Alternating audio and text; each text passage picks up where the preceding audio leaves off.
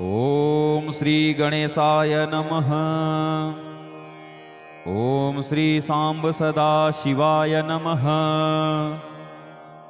अथ शिव अष्टोत्तर शतनामावलिः।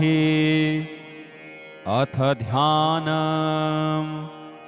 ॐ कर्पूरगौरं करुणावतारं संसारसारं भुजगेन्द्रहारं सदा वसन्तं हृदयारविन्दे भवं भवानी सहितं नमामि। ॐ नमः शिवाय। अथ नामावलिः। ॐ शिवाय नमः। ॐ महेश्वराय नमः। ॐ शम्भवे नमः। ॐ पिनाकिने नमः। ॐ शशिशेखराय नमः। ॐ वामदेवाय नमः। ॐ विरूपाक्षाय नमः। ॐ कपर्दिने नमः। ॐ नीललोहिताय नमः। ॐ शङ्कराय नमः। ॐ शूलपाणये नमः। ॐ खट्वाङ्गिने नमः। ॐ विष्णुवल्लभाय नमः। ॐ सिपिविष्टाय नमः। ॐ अम्बिकानाथाय नमः। ॐ श्रीकण्ठाय नमः। ॐ भक्तवत्सलाय नमः। ॐ भवाय नमः। ॐ सर्वाय नमः। ॐ त्रिलोकेशाय नमः। ॐ सितिकण्ठाय नमः। ॐ शिवाप्रियाय नमः। ॐ उग्राय नमः। ॐ कपालिने नमः। ॐ कामारये नमः। ॐ अन्धकासुरसूदनाय नमः। ॐ गङ्गाधराय नमः। ॐ ललाटाक्षाय नमः। ॐ कालकालाय नमः। ॐ कृपानिधये नमः।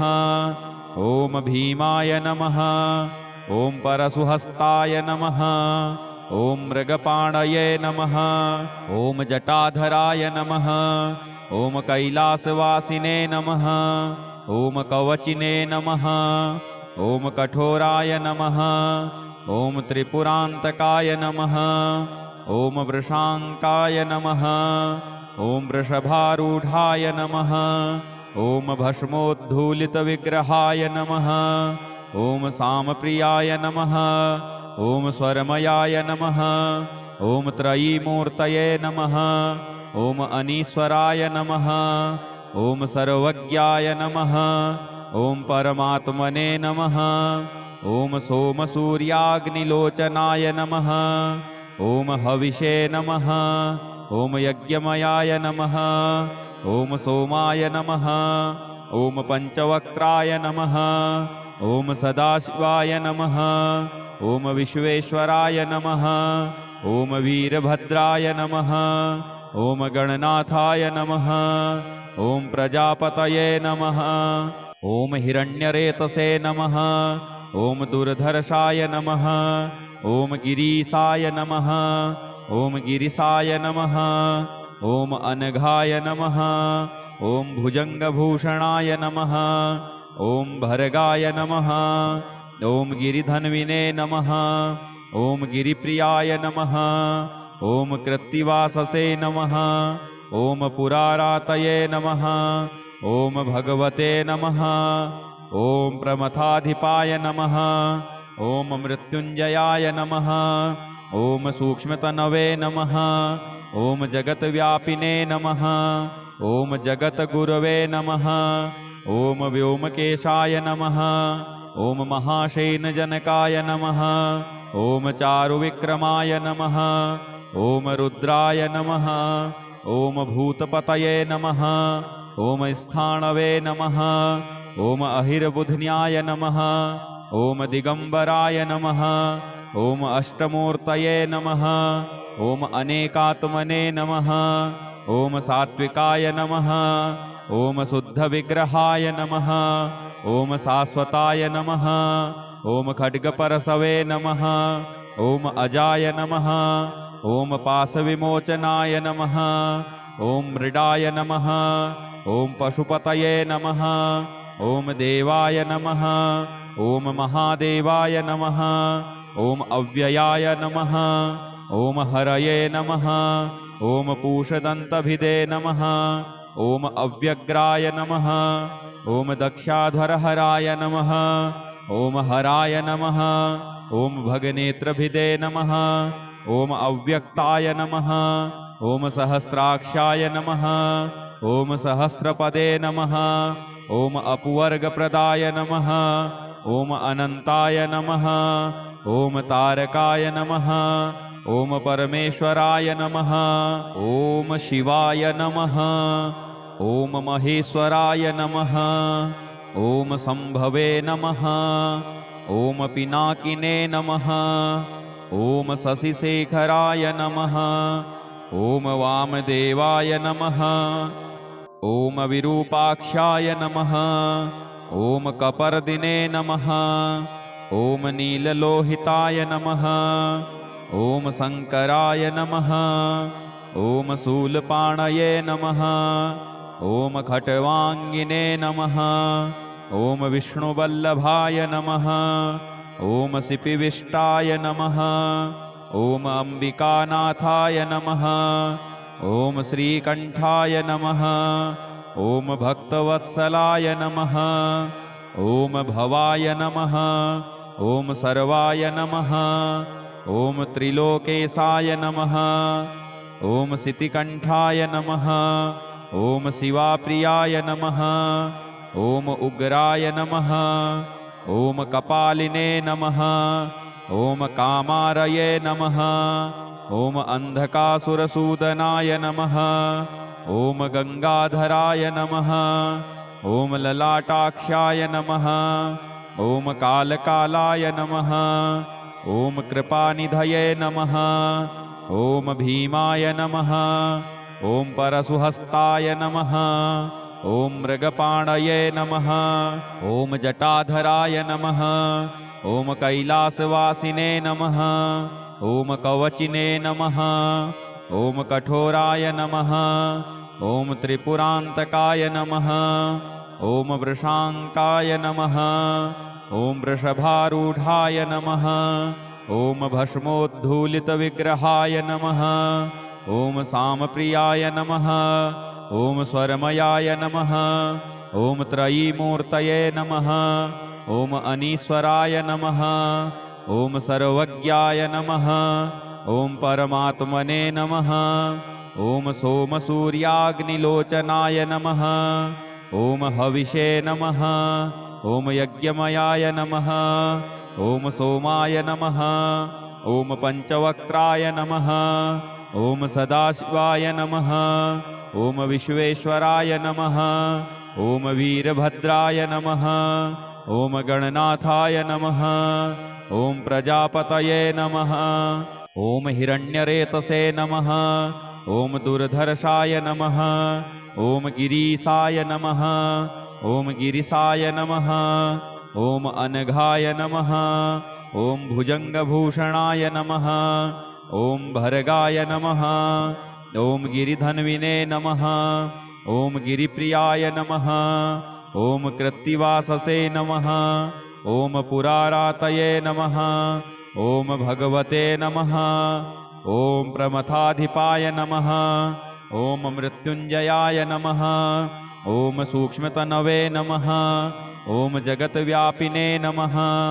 ॐ जगद्गुरवे नमः ॐ व्योमकेशाय नमः ॐ महाशेनजनकाय नमः ॐ चारुविक्रमाय नमः ॐ रुद्राय नमः ॐ भूतपतये नमः ॐ स्थाणवे नमः ॐ अहिर्बुध्न्याय नमः ॐ दिगम्बराय नमः ॐ अष्टमूर्तये नमः ॐ अनेकात्मने नमः ॐ सात्विकाय नमः ॐ शुद्धविग्रहाय नमः ॐ शाश्वताय नमः ॐ खड्गपरशवे नमः ॐ अजाय नमः ॐ पाशविमोचनाय नमः ॐ मृडाय नमः ॐ पशुपतये नमः ॐ देवाय नमः ॐ महादेवाय नमः ॐ अव्ययाय नमः ॐ हरये नमः। ॐ पूषदन्तभिदे नमः। ॐ अव्यग्राय नमः। ॐ दक्षाध्वरहराय नमः। ॐ हराय नमः। ॐ भगनेत्रभिदे नमः। ॐ अव्यक्ताय नमः। ॐ सहस्राक्षाय नमः। ॐ सहस्रपदे नमः। ॐ अपुवर्गप्रदाय नमः। ॐ अनन्ताय नमः। ॐ तारकाय नमः। ॐ परमेश्वराय नमः। ॐ शिवाय नमः।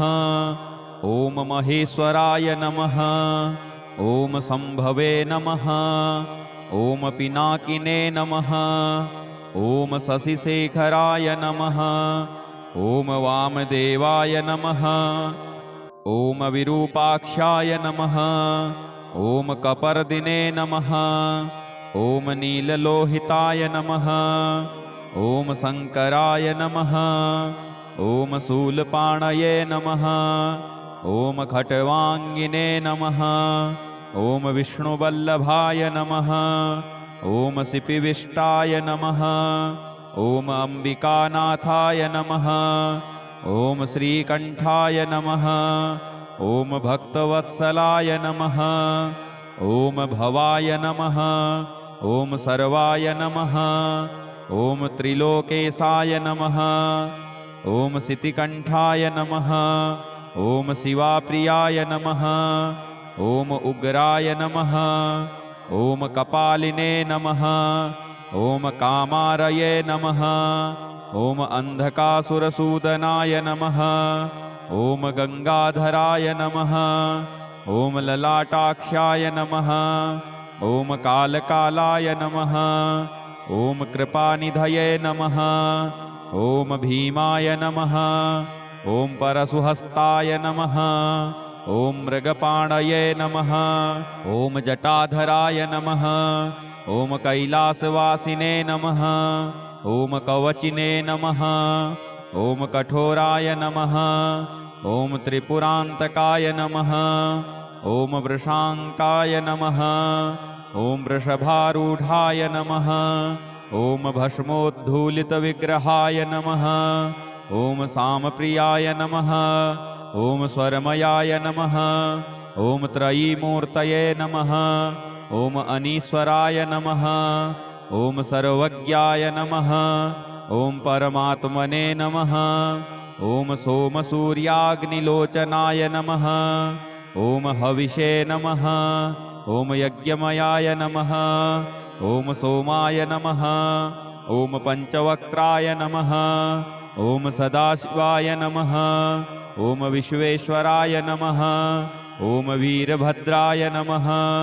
ॐ गणनाथाय नमः। ॐ प्रजापतये नमः। ॐ हिरण्यरेतसे नमः। ॐ दुर्धर्षाय नमः। ॐ गिरीशाय नमः। ॐ गिरिशाय नमः। ॐ अनघाय नमः। ॐ भुजङ्गभूषणाय नमः। ॐ भर्गाय नमः। ॐ गिरिधन्विने नमः। ॐ गिरिप्रियाय नमः। ॐ कृत्तिवाससे नमः। ॐ पुरारातये नमः। ॐ भगवते नमः। ॐ प्रमथाधिपाय नमः। ॐ मृत्युञ्जयाय नमः। ॐ सूक्ष्मतनवे नमः। ॐ जगत्व्यापिने नमः। ॐ जगद्गुरवे नमः। ॐ व्योमकेशाय नमः। ॐ महाशेनजनकाय नमः। ॐ चारुविक्रमाय नमः। ॐ रुद्राय नमः। ॐ भूतपतये नमः। ॐ स्थाणवे नमः। ॐ अहिर्बुध्न्याय नमः। ॐ दिगम्बराय नमः। ॐ अष्टमूर्तये नमः। ॐ अनेकात्मने नमः। ॐ सात्विकाय नमः। ॐ शुद्धविग्रहाय नमः। ॐ शाश्वताय नमः। ॐ खड्गपरशवे नमः। ॐ अजाय नमः। ॐ पाशविमोचनाय नमः। ॐ मृडाय नमः। ॐ पशुपतये नमः। ॐ देवाय नमः। ॐ महादेवाय नमः। ॐ अव्ययाय नमः। ॐ हरये नमः। ॐ पूषदन्तभिदे नमः। ॐ अव्यग्राय नमः। ॐ दक्षाध्वरहराय नमः। ॐ हराय नमः। ॐ भगनेत्रभिदे नमः। ॐ अव्यक्ताय नमः। ॐ सहस्राक्षाय नमः। ॐ सहस्रपदे नमः। ॐ अपवर्गप्रदाय नमः। ॐ अनन्ताय नमः। ॐ तारकाय नमः। ॐ परमेश्वराय नमः। ॐ शिवाय नमः। ॐ महेश्वराय नमः। ॐ सम्भवे नमः। ॐ पिनाकिने नमः। ॐ शशिशेखराय नमः। ॐ वामदेवाय नमः। ॐ विरूपाक्षाय नमः। ॐ कपर्दिने नमः। ॐ नीललोहिताय नमः। ॐ शङ्कराय नमः। ॐ शूलपाणये नमः। ॐ खट्वाङ्गिने नमः। ॐ विष्णुवल्लभाय नमः। ॐ सिपिविष्टाय नमः। ॐ अम्बिकानाथाय नमः। ॐ श्रीकण्ठाय नमः। ॐ भक्तवत्सलाय नमः। ॐ भवाय नमः। ॐ सर्वाय नमः। ॐ त्रिलोकेशाय नमः। ॐ सितिकण्ठाय नमः। ॐ शिवाप्रियाय नमः। ॐ उग्राय नमः। ॐ कपालिने नमः। ॐ कामारये नमः। ॐ अन्धकासुरसूदनाय नमः। ॐ गङ्गाधराय नमः। ॐ ललाटाक्षाय नमः। ॐ कालकालाय नमः। ॐ कृपानिधये नमः। ॐ भीमाय नमः। ॐ परशुहस्ताय नमः। ॐ मृगपाणये नमः। ॐ जटाधराय नमः। ॐ कैलासवासिने नमः। ॐ कवचिने नमः। ॐ कठोराय नमः। ॐ त्रिपुरान्तकाय नमः। ॐ वृषाङ्काय नमः। ॐ वृषभारूढाय नमः। ॐ भस्मोद्धूलितविग्रहाय नमः। ॐ सामप्रियाय नमः। ॐ स्वरमयाय नमः। ॐ त्रयीमूर्तये नमः। ॐ अनीश्वराय नमः। ॐ सर्वज्ञाय नमः। ॐ परमात्मने नमः। ॐ सोमसूर्याग्निलोचनाय नमः। ॐ हविषे नमः। ॐ यज्ञमयाय नमः। ॐ सोमाय नमः। ॐ पञ्चवक्त्राय नमः। ॐ सदाशिवाय नमः। ॐ विश्वेश्वराय नमः। ॐ वीरभद्राय नमः। ॐ गणनाथाय नमः। ॐ प्रजापतये नमः। ॐ हिरण्यरेतसे नमः। ॐ दुर्धर्षाय नमः। ॐ गिरीशाय नमः। ॐ गिरिशाय नमः। ॐ अनघाय नमः। ॐ भुजङ्गभूषणाय नमः। ॐ भर्गाय नमः। ॐ गिरिधन्विने नमः। ॐ गिरिप्रियाय नमः। ॐ कृत्तिवाससे नमः। ॐ पुरारातये नमः। ॐ भगवते नमः। ॐ प्रमथाधिपाय नमः। ॐ मृत्युञ्जयाय नमः। ॐ सूक्ष्मतनवे नमः। ॐ जगत्व्यापिने नमः। ॐ जगद्गुरवे नमः। ॐ व्योमकेशाय नमः। ॐ महाशेनजनकाय नमः। ॐ चारुविक्रमाय नमः। ॐ रुद्राय नमः। ॐ भूतपतये नमः। ॐ स्थाणवे नमः। ॐ अहिर्बुध्न्याय नमः। ॐ दिगम्बराय नमः। ॐ अष्टमूर्तये नमः। ॐ अनेकात्मने नमः। ॐ सात्विकाय नमः। ॐ शुद्धविग्रहाय नमः। ॐ शाश्वताय नमः। ॐ खड्गपरशवे नमः। ॐ अजाय नमः। ॐ पाशविमोचनाय नमः। ॐ मृडाय नमः। ॐ पशुपतये नमः। ॐ देवाय नमः। ॐ महादेवाय नमः। ॐ अव्ययाय नमः। ॐ हरये नमः। ॐ पूषदन्तभिदे नमः। ॐ अव्यग्राय नमः। ॐ दक्षाध्वरहराय नमः। ॐ हराय नमः। ॐ भगनेत्रभिदे नमः। ॐ अव्यक्ताय नमः। ॐ सहस्राक्षाय नमः। ॐ सहस्रपदे नमः। ॐ अपवर्गप्रदाय नमः। ॐ अनन्ताय नमः। ॐ तारकाय नमः। ॐ परमेश्वराय नमः। ॐ शिवाय नमः। ॐ महेश्वराय नमः। ॐ सम्भवे नमः। ॐ पिनाकिने नमः। ॐ शशिशेखराय नमः। ॐ वामदेवाय नमः। ॐ विरूपाक्षाय नमः। ॐ कपर्दिने नमः। ॐ नीललोहिताय नमः। ॐ शङ्कराय नमः। ॐ शूलपाणये नमः। ॐ खट्वाङ्गिने नमः। ॐ विष्णुवल्लभाय नमः। ॐ सिपिविष्टाय नमः। ॐ अम्बिकानाथाय नमः। ॐ श्रीकण्ठाय नमः। ॐ भक्तवत्सलाय नमः। ॐ भवाय नमः। ॐ सर्वाय नमः।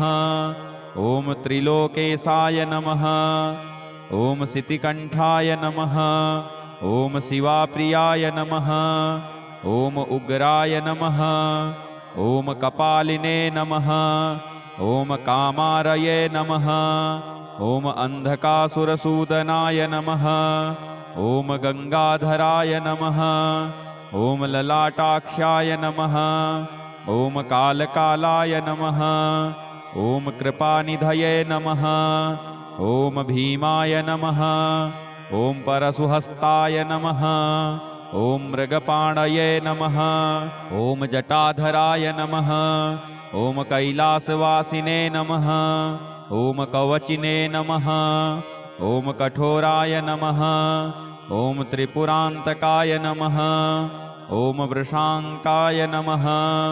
ॐ वृषभारूढाय नमः। ॐ भस्मोद्धूलितविग्रहाय नमः। ॐ सामप्रियाय नमः। ॐ स्वरमयाय नमः। ॐ त्रयीमूर्तये नमः। ॐ अनीश्वराय नमः। ॐ सर्वज्ञाय नमः। ॐ परमात्मने नमः। ॐ सोमसूर्याग्निलोचनाय नमः। ॐ हविषे नमः। ॐ यज्ञमयाय नमः। ॐ सोमाय नमः।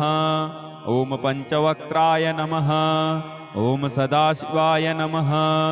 ॐ विश्वेश्वराय नमः। ॐ वीरभद्राय नमः। ॐ गणनाथाय नमः। ॐ प्रजापतये नमः। ॐ हिरण्यरेतसे नमः। ॐ दुर्धर्षाय नमः। ॐ गिरीशाय नमः। ॐ गिरिशाय नमः। ॐ अनघाय नमः। ॐ भुजङ्गभूषणाय नमः। ॐ भर्गाय नमः। ॐ गिरिधन्विने नमः। ॐ गिरिप्रियाय नमः। ॐ कृत्तिवाससे नमः। ॐ पुरारातये नमः। ॐ भगवते नमः। ॐ प्रमथाधिपाय नमः। ॐ मृत्युञ्जयाय नमः। ॐ सूक्ष्मतनवे नमः। ॐ जगत्व्यापिने नमः। ॐ जगद्गुरवे नमः। ॐ व्योमकेशाय नमः। ॐ महाशेनजनकाय नमः। ॐ चारुविक्रमाय नमः। ॐ रुद्राय नमः। ॐ भूतपतये नमः। ॐ स्थाणवे नमः। ॐ अहिर्बुध्न्याय नमः। ॐ दिगम्बराय नमः। ॐ अष्टमूर्तये नमः। ॐ अनेकात्मने नमः। ॐ सात्विकाय नमः। ॐ शुद्धविग्रहाय नमः। ॐ शाश्वताय नमः। ॐ खड्गपरशवे नमः। ॐ अजाय नमः। ॐ पाशविमोचनाय नमः। ॐ मृडाय नमः। ॐ पशुपतये नमः। ॐ देवाय नमः। ॐ महादेवाय नमः। ॐ अव्ययाय नमः। ॐ हरये नमः। ॐ पूषदन्तभिदे नमः। ॐ अव्यग्राय नमः। ॐ दक्षाध्वरहराय नमः। ॐ हराय नमः। ॐ भगनेत्रभिदे नमः। ॐ अव्यक्ताय नमः। ॐ सहस्राक्षाय नमः। ॐ सहस्रपदे नमः। ॐ अपुवर्गप्रदाय नमः। ॐ अनन्ताय नमः। ॐ तारकाय नमः। ॐ परमेश्वराय नमः। भगवते श्री सांब सदाशिवाय नमः। इति श्री शिव अष्टोत्तरशतनामावलिः। ॐ